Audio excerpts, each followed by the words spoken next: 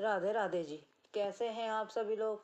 आप सभी लोग स्वस्थ होंगे, कुशल मंगल होंगे। आप सभी के स्वास्थ्य और कुशल मंगल की कामना मैं ईश्वर से करती हूँ कि आप सभी लोग स्वस्थ रहें और कुशल मंगल रहें।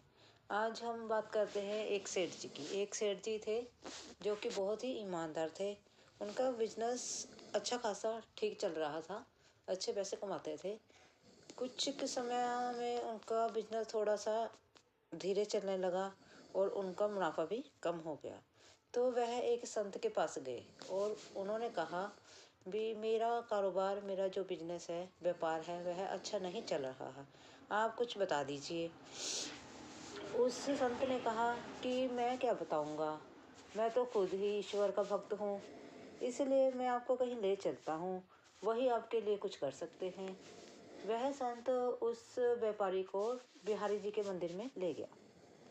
जब वह व्यापारी बिहारी जी के मंदिर में गया, तब वह बिहारी जी के मंदिर में हर रोज जाने लगा। उसका धीरे धीरे ऐसे मन हो गया जैसे कि उसे बिहारी जी के मंदिर में ही सब कुछ मिलने लगा और वह कृष्णा के मंदिर में जाने लगा। और जैसे जैसे वह बिहारी जी के मंदिर में जाने लगा, वैसे वैसे धीरे धीरे करके उसका बिजनेस भी अच्छा खासा चल निकला। जैसे जैसे उसका बिजनेस चला, उसे बिहारी जी पर पूरा भरोसा होने लगा। तो वह बिहारी जी के मंदिर में जाता, सेवा करता। धीरे धीरे वह जो व्यापारी था वह बूढ़ा हो गया। जब वह थोड़ी वृद्धावस्था में हो गया, वह खुद से बिहारी जी के मंदिर में ना जा पा सकने के कारण थोड़ा चिंता में रहने लगा कि मैं अब बिहारी जी के मंदिर में कैसे जाऊं और उनके दर्शन कैसे करूं। इसी चिंता में वह लगा रहता। एक दिन जब उसे सूचना मिली कि हमारे यहाँ से कुछ लोग बिहारी जी के मंदिर में जा रहे हैं, तब उस व्यापारी को एक युक्ति सूझी। वह किसी के पास गया कि किसी पहचान वाले के पास, जैसे किसी हम पहचान वाले के पास जाते हैं कि आप माथा टेकने जा रहे हो कि मेरा भी टेक देना। इसी प्रकार वह व्यापारी किसी जान पहचान के यहाँ गया और उसने उसे कहा कि आप बिहारी जी के मंदिर में जा रहे हो, तो आप मेरे इन पैसों से बिहारी जी के यहाँ सेवा में लगा देना, उनकी यहाँ सेवा कर देना। उस व्यक्ति ने कहा ठीक है जी। वह उस व्यापारी से पैसे लेकर व्यक्ति बिहारी जी के मंदिर में चला गया और उसने, जैसे व्यापारी ने उसे कहा इस चीज़ की सेवा करनी है, उसने उस प्रकार से वहाँ पर सेवा कर दी। जब उसने वहाँ उन पैसों से सेवा की तो उसमें उसके कुछ पैसे अपने पर्सनल पड़ गए कि वह उस व्यापारी के पैसे दिए हुए कम पड़ गए। तो उस व्यक्ति ने अपने पास से कुछ पैसे उसमें जोड़ दिए और बिहारी जी की सेवा में लगा दिया। तब उस व्यक्ति ने सोचा अब इतने कुछ पैसे मैं उस व्यापारी से क्या मांगूंगा, सेवा ही तो करनी थी। उसने की या मैंने की, एक ही बात है। पैसे तो उसी ने दिए थे, अगर इसमें से मेरे थोड़े पैसे पड़ गए तब क्या बात है, इसमें कोई फर्क नहीं पड़ता। इसलिए उस व्यक्ति ने सोचा मैं व्यापारी को कुछ नहीं कहूँगा, जैसे वो पूछेगा सेवा में लगा दिए, हाँ जी लगा दिए। तब जब वह वापस आया तो उसने उस व्यक्ति ने कहा कि मैंने आपके जो पैसे आपने दिए थे वह मैंने सेवा में लगा दिए। चलो जी, बात आई गई हुई। जब वह व्यापारी रात को सोने के लिए गया और सो गया, तब बिहारी जी उसके सपने में आए। बिहारी जी सपने में आकर उस व्यक्ति से बोले, जो तुमने सेवा के लिए पैसे भेजे थे उसमें से 295 रुपये कम पड़ गए थे, जो कि उस व्यक्ति ने डाल दिए हैं। उस व्यक्ति को जाकर 295 रुपये तुम सुबह वापस कर देना, तभी तुम्हारी सेवा जो है मैंने स्वीकार कर ली है। पर जो तो तुम्हारे 295 रुपये कम पड़ गए थे वह तुमने उसे वापस करने हैं। वह व्यक्ति सुबह उठा, थोड़ा सा ध्यान इधर उधर लगाया, ध्यान दिमाग पे थोड़ा जोर लगाया, तब वह उस व्यक्ति के पास गया और उसने उसे 295 रुपये लौटाए। उसने कहा कि जो मैंने सेवा दी थी उसमें तुम्हारे 295 रुपये और पड़े थे, वह तुम रख लो।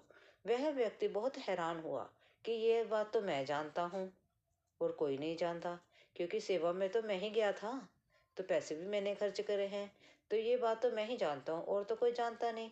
तो इस व्यापारी को कैसे पता चला कि 295 रुपये कम पड़ गए थे।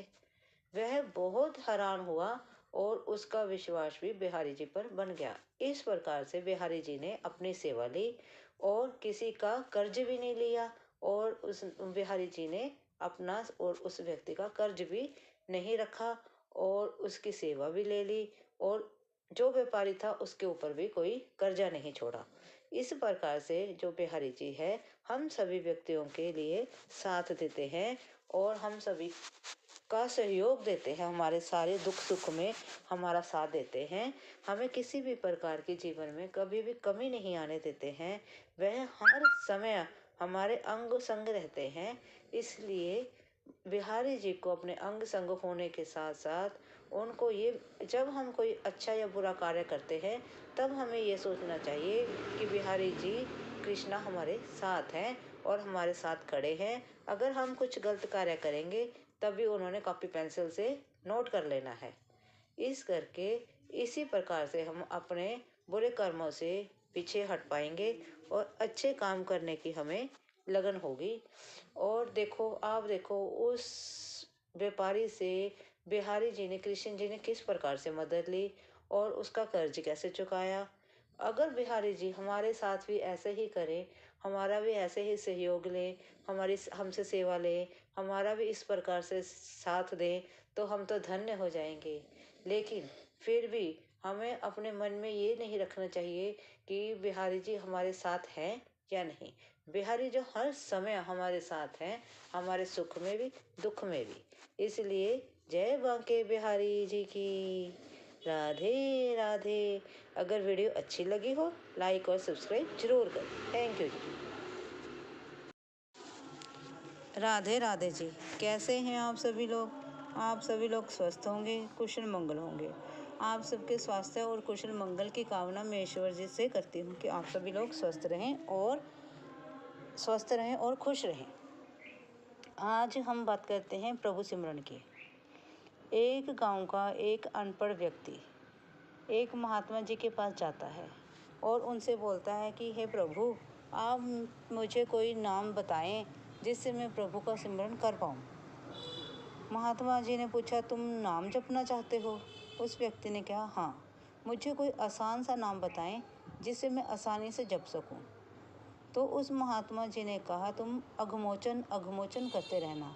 अघमोचन मैंने होता है पाप, मोचन मैंने हरने वाला, पाप को हरने वाला। अघमोचन अघमोचन करते जाना, तुम्हें यह रट जाएगा। वह व्यक्ति अनपढ़ था, वह अपने मन ही मन अघमोचन अघमोचन करता गया। जैसे जैसे वह अपने गांव की तरफ बढ़ता गया तब वैसे वैसे उसके मुख से तो वह भूल गया। घमोचन घमोचन नाम उसे याद रह गया और वह घमोचन घमोचन करता गया। जैसे जैसे वह अपने गांव में पहुंचा, उसने अपने गांव के खेत में अपने हल जोतना शुरू किया। ऊपर से भगवान विष्णु जी और माँ लक्ष्मी जी उनको देखकर हंस रहे थे कि यह व्यक्ति क्या जाप कर रहा है। तो लक्ष्मी जी ने कहा, चलो प्रभु, इसकी परीक्षा लेते हैं, आप चलिए। प्रभु जी लक्ष्मी जी के साथ चल दिए और वह उनके खेत में पहुंचे और उस व्यक्ति से कहा कि आप क्या जप रहे हो?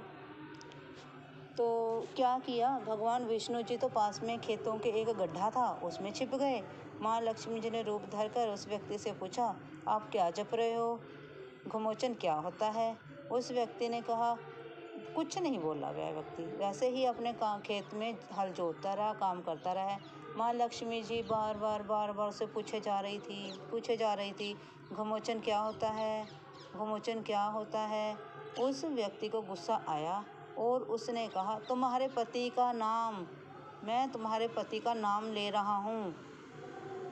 लक्ष्मी जी बहुत हैरान हुई कि इसने तो हमें पहचान लिया है, इसको कैसे पता लगा कि मेरे पति का नाम है? तो भी मैं लक्ष्मी माता हूँ। इसी प्रकार वह व्यक्ति द्वारा काम खेतों में करता रहा। वह उनके साथ बात नहीं करना चाहता था। वह सोचता था, अगर मैं इनसे बात करूँगा मेरे जो नाम जपने की माला है वह टूट जाएगी, तो मुझसे दोबारा शुरू करना पड़ेगा, भी मेरा नाम जप भंग हो जाएगा। इस प्रकार वह नाम जपता गया, घमोचन घमोचन करता गया। तो लक्ष्मी जी फिर बोली, तो मेरा पति कहाँ पे है?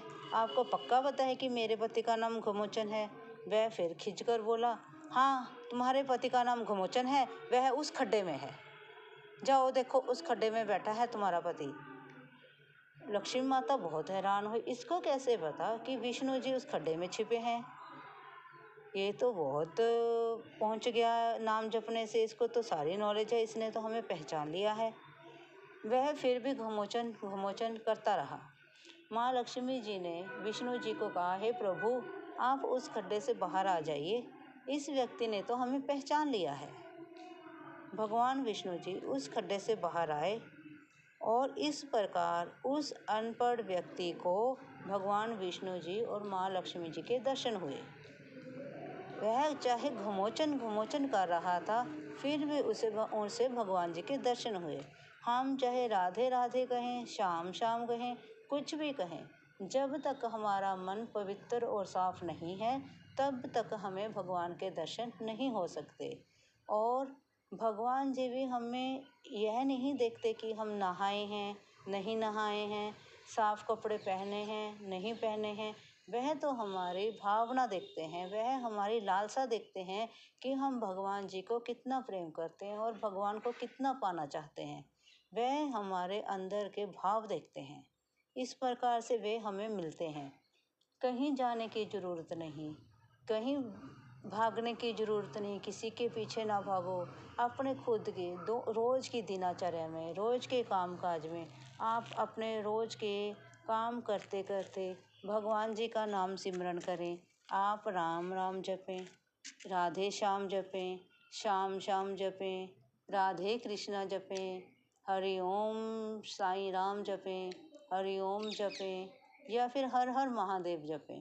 कुछ भी नाम आपको जो अच्छा लगे, जिसमें आपको सुख मिले, आपको आनंद मिले, वह नाम का आप सिमरन करें और अपने दिनचर्या में व्यस्त रहें, अपने कामकाज करते रहें और प्रभु का नाम सिमरन करते रहें।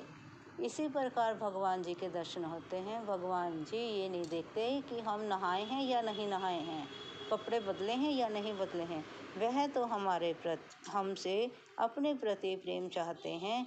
जब हम भगवान जी को प्रेम देंगे तो भगवान जी तो हमारे पास भागे भागे चले आएंगे। भगवान जी भक्त की श्रद्धा पर दौड़े चले आते हैं। भक्त जब भगवान को सच्चे मन से एक बार पुकारता है, प्रभु नंगे पांव दौड़े आते हैं। अगर आपको वीडियो अच्छी लगी हो तो प्लीज़ लाइक और सब्सक्राइब ज़रूर करें। थैंक यू जी। आप सभी लोग मेरा परिवार हैं और आपने जो मुझे इतना सारा प्रेम दिया है, उसके लिए मैं बहुत ही आभारी रहूँगी। मैं आपका तहे दिल से शुक्राना करती हूँ कि आपने मुझे बहुत सारा प्रेम दिया। कुछ आर्टिकल्स की मैंने अपनी वीडियो में लिंक दिया है। अगर आपको मेरे पसंदीदा वह आर्टिकल्स अगर आपको पसंद आए, अगर आप ख़रीदना चाहें तो वह खरीद सकते हैं। उनका लिंक और जो उनकी साइट है वह मैंने अपनी वीडियोज़ में डाल दी है। आप सभी का बहुत बहुत धन्यवाद होगा। Thank you. राधे राधे जी, कैसे हैं आप सभी लोग? आप सभी लोग स्वस्थ होंगे, कुशल मंगल होंगे। आप सभी के स्वास्थ्य और कुशल मंगल की कामना मैं ईश्वर से करती हूँ कि आप सभी लोग स्वस्थ रहें और कुशल मंगल रहें। आज हम बात करेंगे राजा श्री रामचंद्र जी के बारे में। लोग कहते हैं कि श्री रामचंद्र जी क्या भगवान थे? उन्होंने तो धरती पर इंसान की तरह जन्म लिया, इंसान की तरह ही उनका लालन पालन हुआ, इंसान की तरह ही उनकी शादी हुई और उनकी मृत्यु हुई। क्या वह भगवान थे? आप क्या समझते हैं, क्या वह भगवान थे? अगर समझते हैं थे या समझते हैं नहीं थे, प्लीज़ मुझे कमेंट ज़रूर करें। और जो इंसान इस धरती पर जब भी भगवान इस धरती पर जन्म लेते हैं तो वह इंसान के रूप में ही जन्म लेते हैं। अब जब कल की अवतार होगा वह भी तो इंसान के रूप में होंगे। इसी प्रकार श्री रामचंद्र जी ने भी है तो वह विष्णु जी के अवतार थे। उन्होंने धरती पर जन्म लिया, एक राजा के घर में उन्होंने जन्म लिया। उन्होंने जन्म लेने के बाद कितने सारे कार्य किए। हम सभी को सुरक्षित रखने के लिए कितने सारे कार्य किए। हम सभी को, इंसान को, इस समाज को, इस सृष्टि को कितने सारे संदेश देने के लिए उन्होंने हमें कितने सारे शिक्षाएं देने के लिए कितने कितने कार्य किए। यज्ञ करवाए इस धरती पर। यज्ञ में जब जो मतलब कि राक्षस होते थे, वह यज्ञ में कुछ कुछ आसमान से चीज़ें फेंकते रहते थे, जानवर फेंकते रहते थे, उन चीज़ों को ख़त्म किया। और उन्होंने कितने राक्षसों का वध किया। श्री रामचंद्र जी ने जन्म लेकर उन्होंने माता पिता के प्रति सेवा की भावना को जन्म दिया इस धरती पर। उन्होंने पति और पत्नी के प्रेम के प्रतीक को इस धरती पर जन्म दिया। उन्होंने रावण का वध कर अच्छाई पर बुराई को ख़त्म किया। उन्होंने हम सभी को बहुत सी शिक्षाएं दी। उन्होंने भाई भाई को प्रेम के साथ एक शिक्षा दी, जैसे कि लक्ष्मण और श्री राम जी का प्रेम था, उन चारों भाइयों में प्रेम था। राजा रामचंद्र जी में, लक्ष्मण जी में, भरत जी में, शत्रुघ्न जी में, इन सभी में कितना प्रेम था, इस चीज़ को हमें दर्शाया। उन्होंने पुत्र प्रेम और पिता का प्रेम दर्शाया।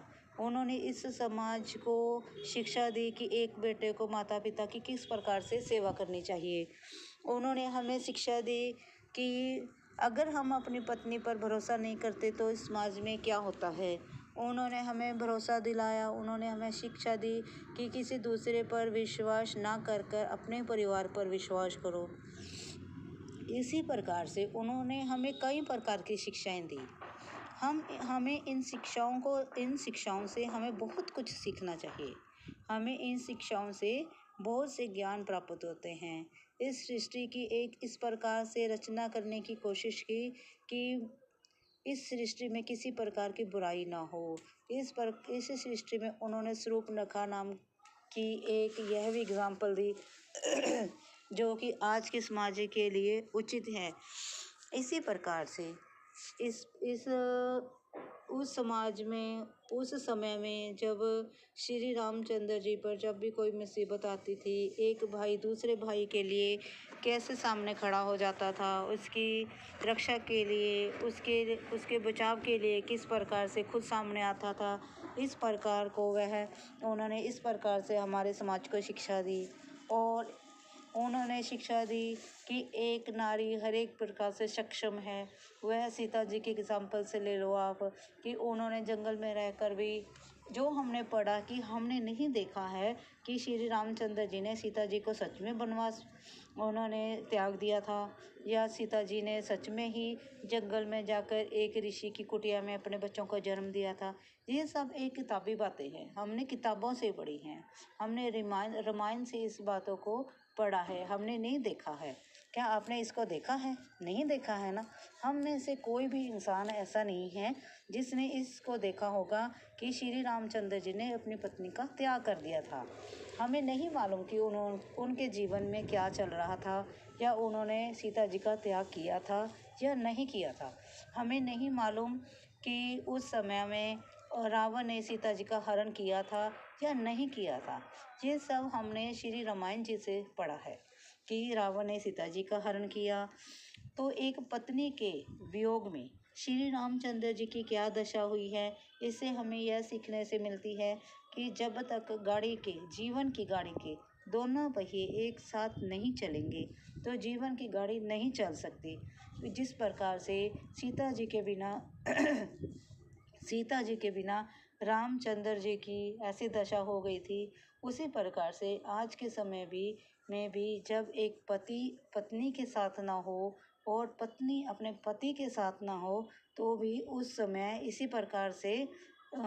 प्रकार का समय होता है, इसी प्रकार से जीवन होता है कि एक दूसरे के बिना पति और पत्नी के साथ ना होने से जीवन की गाड़ी जो है वह चल नहीं सकती, वह डामाडोल हो जाती है।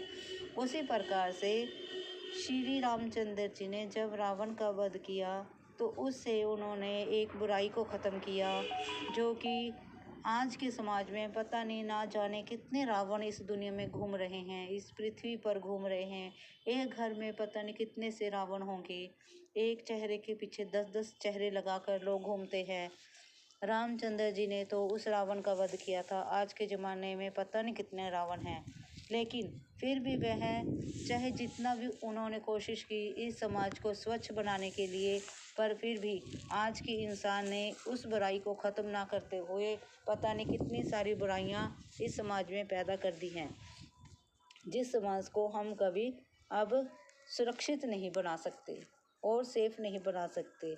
इस समाज को स्वच्छ और सुरक्षित बनाने के लिए हमें खुद कदम उठाना होगा, खुद आगे बढ़ना होगा और खुद ही इस सिचुएशन को, इस परिस्थितियों को डटकर मुकाबला करते हुए हमें बहुत सी परेशानियों का डटकर मुकाबला करना होगा और अपने लिए, दूसरों के लिए खुद सामने आकर लड़ने के लिए खड़े होना होगा, ताकि हम अपनी सूझबूझ के साथ, अपनी समझदारी के साथ इन परिस्थितियों का डटकर मुकाबला करें और उनसे, अपनी परेशानियों से अपने आप को बचाते हुए हमें बल्कि दूसरों को भी बचाना होगा। इस समाज में ना जाने कितने रावण हैं जो कि आज की छोटी छोटी बच्चियों को, जो कि आज की मासूम बच्चियों को रोंदते जा रहे हैं। हमें उन सबको इन समाज से मिटाने के लिए हमें अपने ही बच्चों को इतना सक्षम बनाना होगा कि उनको कोई कुछ कह ना सके, उनसे कोई गलत कार्य ना करवा सके। इसलिए हमें सबको आगे बढ़ते हुए इस समाज की रक्षा करने के साथ साथ अपने परिवार को भी इन बुराइयों से लड़ने के लिए तैयार करना होगा। और हम कहते हैं कि लोग कहते हैं या हम कहते हैं, हम भी लोगों में ही आते हैं, हम कहते हैं कि श्री रामचंद्र जी भगवान नहीं थे। क्या वह भगवान नहीं थे? इन सभी चीज़ों को नज़र में रखते हुए हम यही कहेंगे कि वह भगवान थे, क्योंकि आज के समाज में जब हमारे लिए कोई अच्छा कार्य करता है तब हम कहते हैं कि वह इंसान हमारे लिए भगवान का रूप था, जिसने हमारे जीवन में ऐसे अच्छा काम किया, हमारे जीवन में हमारी परेशानियों से हमें निकालने में हमारी मदद की। तो उन्होंने तो पूरे समाज के लिए कदम उठाए थे, उन्होंने तो पूरे समाज के लिए लड़ने की कोशिश की थी। रावण का वध किया, शूर्पणखा का वध किया, अन्य कई परिस्थितियों को उन्होंने हैंडल किया। जैसे कि आपने देखा होगा, उन्होंने शबरी के झूठे बेर खाकर हमें यह शिक्षा दी कि कुछ नहीं झूठा और कुछ नहीं होता बुराई में, सच्चा होता है प्रेम, सच्चा होता है अच्छाई, सच्चा होता है वह प्रेम जो हम एक दूसरे के साथ करते हैं, जो कि सच्चाई के साथ खड़ा है, उससे प्रेम करो और समाज में अच्छे अच्छे कार्य करो, जिस अच्छे कार्य के साथ हम अपने और अपने आसपास के सभी लोगों के साथ सहयोग कर हम उनको आगे बढ़ने की शिक्षा दें और सभी परिस्थितियों का, सभी बुराइयों का डटकर मुकाबला करें। अगर आपको यह मेरी वीडियो अच्छी लगी हो या आपको लगा हो कि इसमें कुछ अच्छा है तो प्लीज़ कमेंट ज़रूर करें, अगर लाइक और सब्सक्राइब भी ज़रूर करें। थैंक यू जी।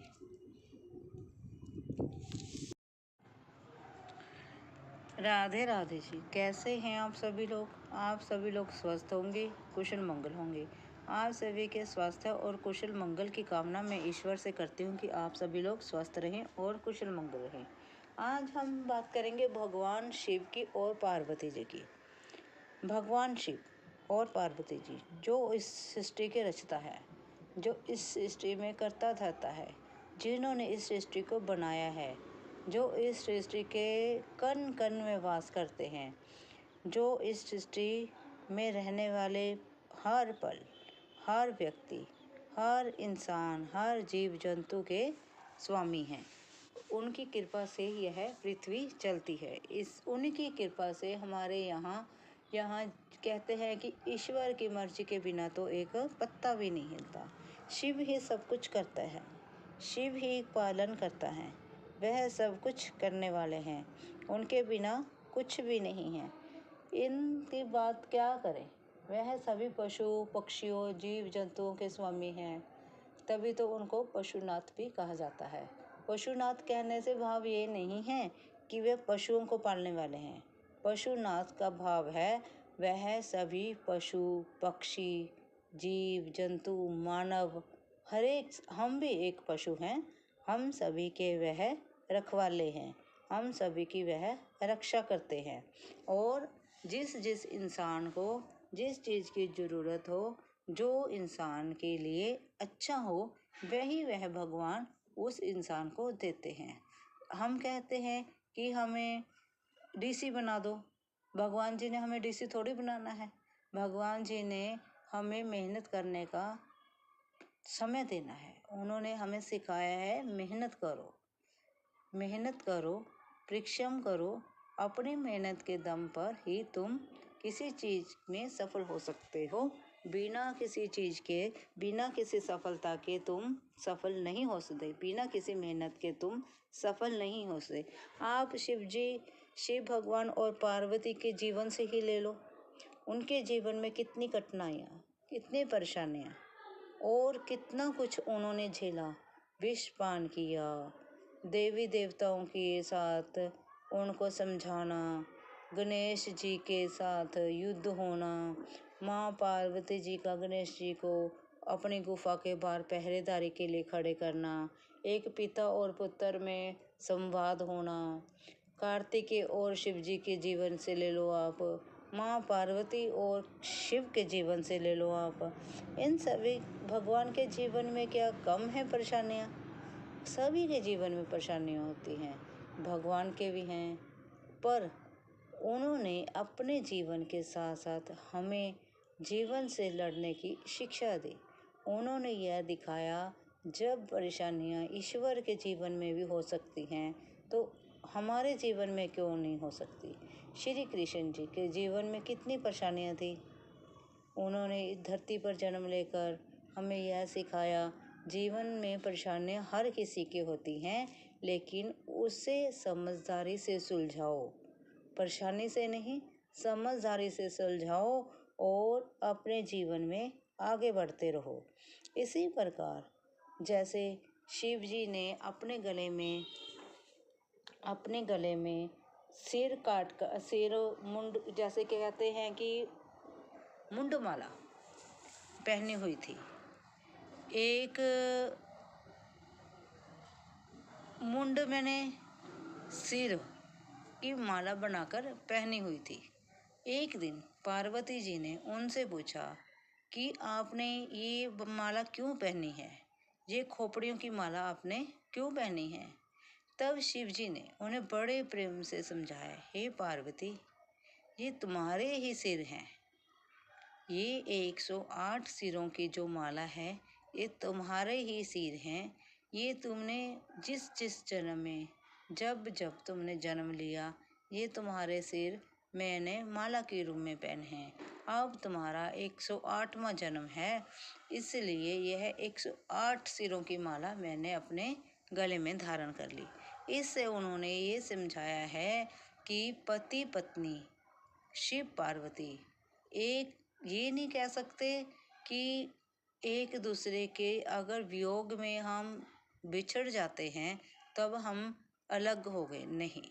वो कहते हैं ये संबंध ऐसा है जिससे हम कभी भी अलग नहीं हो सकते। ये पति और पत्नी के लिए प्रेम का प्रतीक है। उन्होंने इस माला से हमें यह शिक्षा दी है कि वह अपने जीवन में एक पति के हैसियत से वे पार्वती जी से कितना प्रेम करते हैं, और उसी प्रकार से हमें भी एक दूसरे की रिस्पेक्ट करते हुए, एक दूसरे का आदर करते, सम्मान करते हुए एक दूसरे के लिए हमें कदर करनी चाहिए, एक दूसरे के लिए हमें सहयोग देना चाहिए, ना कि हमें एक दूसरे के लिए लड़ना झगड़ना चाहिए। एक दूसरे के साथ लड़ाई भी होती है, प्रेम भी होता है और परेशानियां भी आती हैं। उन परेशानियों को अच्छे तरीके से, अच्छी समझदारी से सुलझाओ और जीवन को आनंदमय बनाओ और एक दूसरे का मान रखो और एक दूसरे को इज्जत दो। अगर वीडियो आपको अच्छी लगी हो, प्लीज़ लाइक और सब्सक्राइब जरूर करें। थैंक यू जी। राधे राधे जी। कैसे हैं आप सभी लोग? आप सभी लोग स्वस्थ होंगे, कुशल मंगल होंगे। आप सभी के स्वास्थ्य और कुशल मंगल की कामना मैं ईश्वर से करती हूँ कि आप सभी लोग स्वस्थ रहें और कुशल मंगल रहें। आज हम बात करते हैं शिव जी के एक निर्धन भक्त की। शिव के एक ऐसा भक्त जो एक दिन उसको खाने के लिए कुछ नहीं मिलता। एक बार एक गांव में एक व्यक्ति था, उसको खाने के लिए उस दिन कुछ भी ना मिला। वह घर गया, पत्नी से कहा कि आज तो मेरी कोई कमाई नहीं हुई है।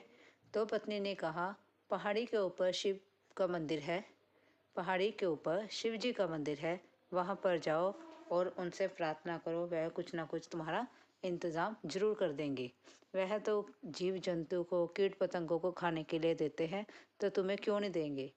वह व्यक्ति अपने की पत्नी की बात सुनकर उस पहाड़ी पर की ओर चल दिया। जैसे ही वह पहाड़ी के ऊपर पहुंचा, उसने शिव जी को प्रार्थना करनी शुरू कर दी। शिव उसकी प्रार्थना सुनकर अति शीघ्र ही प्रसन्न हो गए और बोले, बोलो भक्त, क्या चाहिए।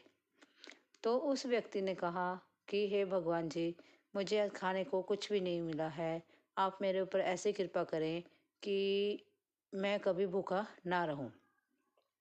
शिव जी ने उसकी बात सुनी और मुस्कुराए। उन्होंने क्या किया, अपने गले से निकालकर सांप उसे पकड़ा दिया। वह व्यक्ति डरा और उसने जैसे ही हाथ से झटक कर सांप को नीचे फेंक दिया और अपने घर को भाग गया। जैसे ही उसकी पत्नी ने पूछा कि तुम भगवान से क्या लाए हो, उसने कहा, भगवान ने तो मुझे सांप पकड़ा दिया था, इतना शुक्र करो कि मैं अपनी जान बचाकर वहाँ से भाग आया हूँ और मैंने उस सांप को वहीं पर फेंक दिया है। उसकी पत्नी कहती है कि अगर तुमने उस सांप को वहीं फेंक दिया है, ये तुमने कितनी मूर्खता भरी बात की है। अब जाओ और भगवान जी से द्वारा प्रार्थना करो और आशीर्वाद के रूप में कुछ ना कुछ वहाँ से लेकर आओ। वह व्यक्ति बेचारा फिर जाता है और भगवान भोलेनाथ की प्रार्थना करता है। जैसे वह प्रार्थना करता है, भगवान कहते हैं, तुम फिर आ गए। वह कहता है, भगवान जी, आपने मुझे जो सौंप दिया था वो तो मैंने डर से यहीं फेंक दिया। आप मुझ पर इस प्रकार से कृपा करें कि मेरे मेरे घर में किसी प्रकार की कोई कमी ना रहे। भगवान जी कहते हैं, शिव भगवान कहते हैं, जैसे तुम्हारी इच्छा वैसा ही होगा, तुम जाओ। और जो लेकिन मेरी भी यह एक शर्त है, जो तुम मुझसे मांगोगे तुम्हारे पड़ोसी को वह तुमसे 2 गुना होकर मिलेगा। वह व्यक्ति बड़ी खुशी खुशी घर पर चला जाता है और पत्नी को कहता है कि मुझे भगवान ने कहा है कि जिस चीज़ की मैं कामना करूँगा वह मेरे पड़ोसी को दुगनी होकर मिल जाएगी। वह व्यक्ति किसी प्रकार की कोई भगवान से तमन्ना नहीं करता है और वह ऐसे ही अपनी गरीबी में जी रहा होता है। जब वह काम के लिए कुछ समय के लिए अपने गांव से बाहर चला जाता है, तो उसकी पत्नी कहती है कि वह व्यक्ति में भी जिस समय तक वो आएंगे तब तक मैं क्या भूखी प्यासी ही मर जाऊंगी।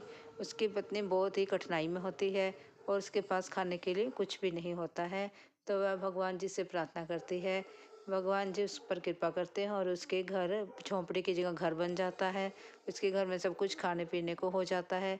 जब वह व्यक्ति वापस आता है और अपनी झोंपड़ी को वहाँ ना पाकर एक अच्छा सुंदर महल को देखकर वह अति चंभित रह जाता है और वह अपनी पत्नी को कहता है, ये तुमने क्या किया।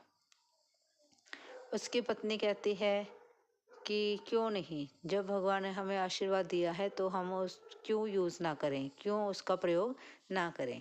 जैसे जैसे उसकी पत्नी ने उसका इस्तेमाल किया तो उसके पड़ोसी को भी उससे दुगना ही मिला।